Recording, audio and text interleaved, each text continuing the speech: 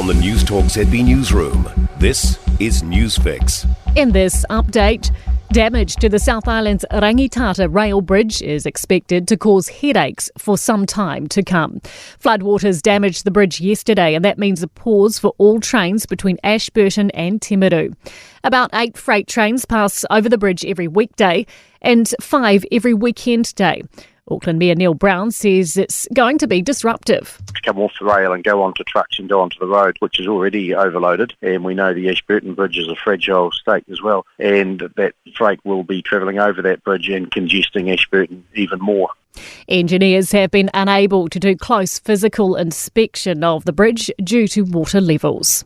Israeli officials are preparing for a possible attack by Iranian forces as Benjamin Netanyahu prepares his war cabinet. The region is bracing for a possible Iranian retaliation to a deadly strike on Tehran's embassy compound in Syria.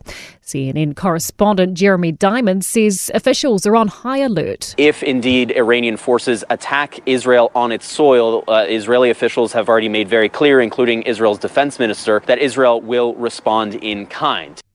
Suggestions there should be a community solution for the people who vandalised the Rainbow Crossing on Auckland's K Road.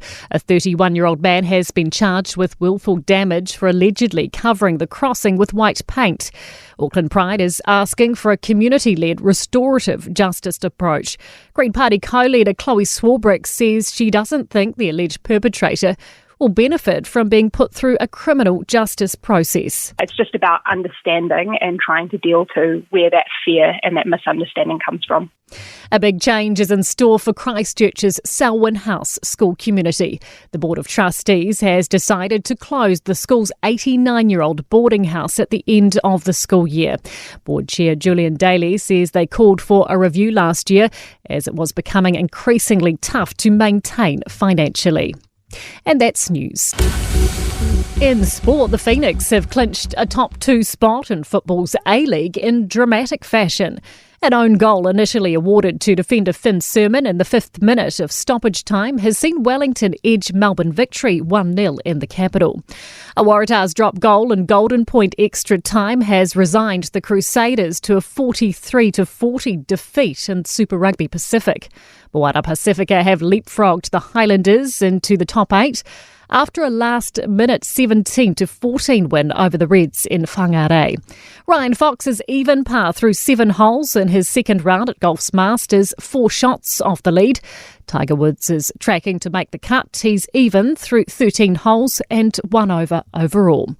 A Josh Addo-Carr hat-trick hasn't been enough for the Bulldogs to prevent a 16-14 loss to the Storm in League's NRL. 4 tries in 14 minutes to start the second half has powered the Broncos to a 28-14 win over the Dolphins. And that's sport. I'm Susie Nordquist. For more news, listen to Newstalk ZB live on iHeartRadio.